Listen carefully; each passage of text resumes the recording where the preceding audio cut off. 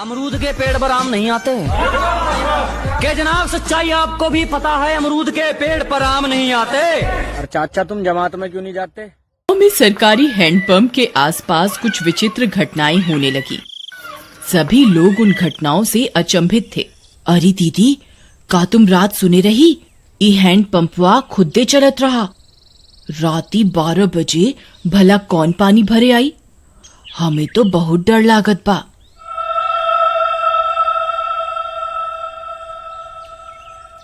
हाँ रानी, हम सुने रही। हमार रिंकिया के पापा तक कहत रही कि हम जाके देखा।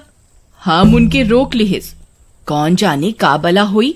फिर उसी रात फिर से 12 बजते ही वह हैंडपंप खुद से चलने लगा।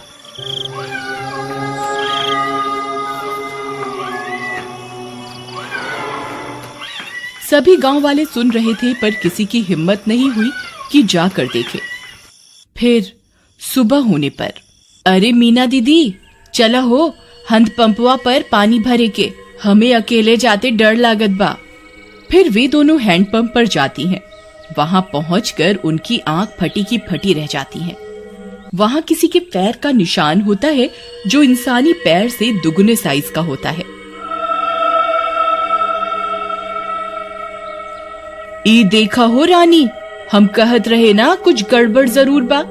ई देखा, भला किस इंसान के इतना बड़ पैर हुई। तभी वहां पिंकी आ जाती है। अरे दीदी, क्या हुआ? आप दोनों इतनी परेशान क्यों हैं? ई देखो बहन, इतना बड़का पैर। लागत है कौनो शैतान ई हैंडपंपवा पे आया रहा। कम ऑन दीदी, कोई प्रैंक कर रहा होगा। हमारी सिटी में तो ऐसे बहुत करा जाता है। अरे आप शहर से आई रही पिंकी बहन, आप ये सब ना समझी। फिर रात होने पर हैंडपंप फिर खुद से चलने लगता है।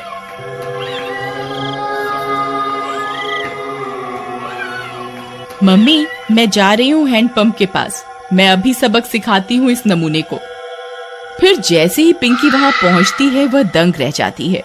वहां 2 सिर की एक चुड़ैल हैंडपंप चला रही होती है। पिंकी के पसीने छूट जाते हैं। आ गई? बहुत इंतजार कराया तुम गांव वालों ने। 2 दिन से कोई खोपड़ी खाने को नहीं मिली।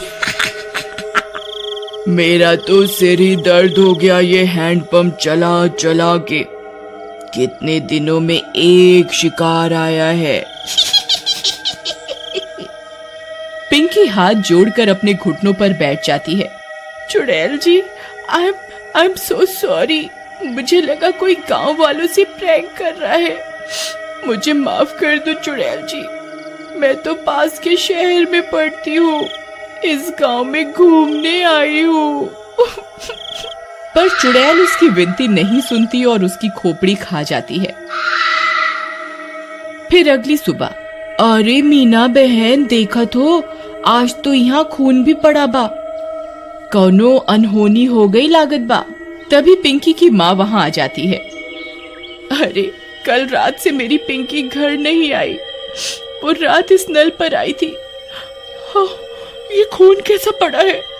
कहीं ये मेरी पिंकी का तो नहीं?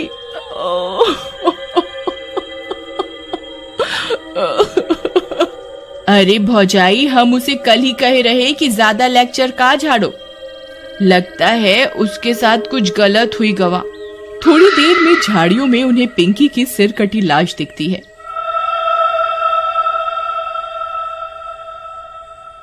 यह बात पूरे गांव में फैल जाती है। सब फैसला करते हैं कि अब से इस हैंडपंप पर कोई नहीं आएगा। फिर रात होने पर वह चुड़ैल फिर से हैंडपंप पर आकर उसे चलाने लगती है, पर कोई नहीं आता। लगता है गांव वाले चालाक बन रहे हैं। इनको किसी और तरकीब से बुलाना होगा, नहीं तो हम भूखी मर जाएंगी। हाँ, पर करें क्या? रुक जा मेरे जुड़वा सिर, अभी तुझे किसी खोपड़ी का स्वाद चखवाती हूँ। फिर वह चुड़ैल पिंकी के घर के पास पहुंच जाती है। वहां जाकर चुड़ैल पिंकी की आवाज में उसकी माँ को आवाज देती है, मम्मी मम्मी दरवाजा खोलो मम्मी। मम्मी। पिंकी की आवाज सुन उसकी माँ झट से दरवाजा खोलती है। वह बाहर चुड़ैल को देख पिंकी की माँ कांपने लगती है। पिंकी ये तुझे क्या हुआ? चुड़ैल की एक खोपड़ी अपनी लंबी जीभ से पिंकी की माँ को जकड़ लेती है। मैं कोई पिंकी विंकी नहीं। तेरी पिंकी तो कब की हजम भी हो गई होगी। अब तू मेरा खाना बनेगी मूर्ख औरत। फिर चुड़ैल उसकी खोपड़ी काट कर निकाल लेती है और उसे खा जाती है।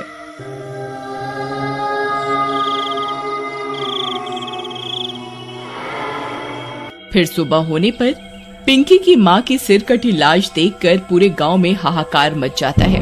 किसी को कुछ समझ में नहीं आता कि ये कौन कर रहा है और क्यों कर रहा है। सुनत हो जी, उस शहर वाली माँ बेटी के कोई मार के मुंडी गायब कर दिया रहा। लगता है कोनो भूत पिशाच ही सब कर रहा है। तुम बाहर ना जावा, तुमका कुछ हो गए तो हम का करब? अरे हमका कुछ ना होई। हम जात रहे वो हैंड पंपवा के आसपास सीसीटीवी कैमरा लगाई खातिर, हाँ, ताकि देख सकें आखिर मामला का बा। फिर वह गांव की कई दीवारों पर सीसीटीवी कैमरा लगा देता है।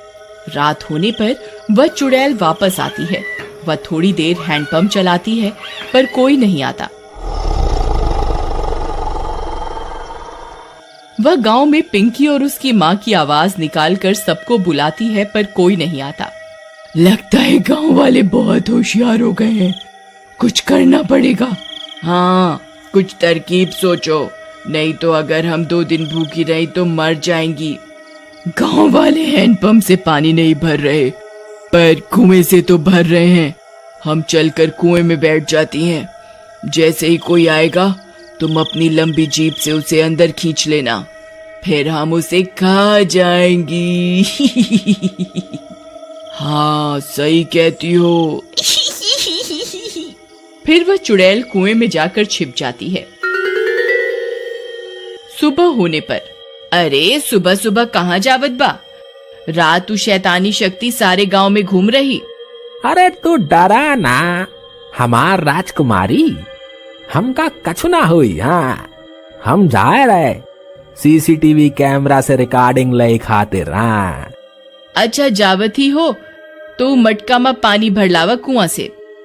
फिर रानी का पति मटका लेकर निकल जाता है। अरे पहले रिकॉर्डिंग निकाला कि कुएं पे जावा? चलो पहले कुएं पे चलते हैं, नहीं तो वहां भीड़ हो जाए। फिर वह कुएं पर जाता है।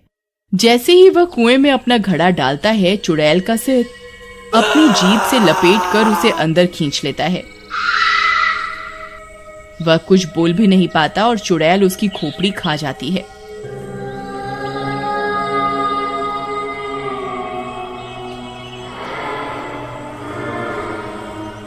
कुछ देर में गांव वालों को उसकी सिर कटी लाश कुएं में दिखती है।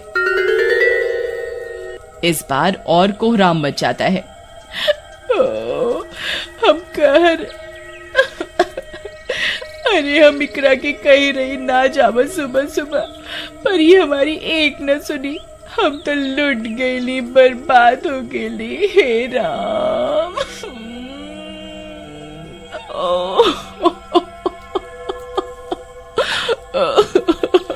पर तुहार पति सुबह सुबह आया क्या करने रहा?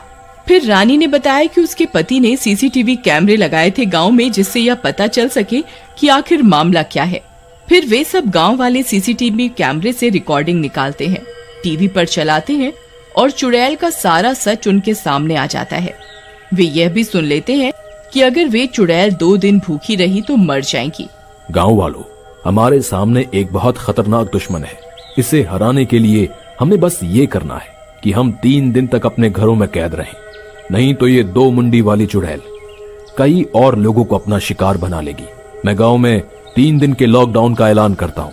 लॉकडाउन होने के बाद वे चुड़ैल 2 दिन तक गांव में आई अपना शिकार पकड़ने के लिए। उन्होंने कई तरकीबें लगाई पर कोई अपने घर से बाहर नहीं आया। और वे दोनों चुड़ैल मर गईं। देख रहा है इसे फोटो को? गांव की नींद उठा रखी इसने।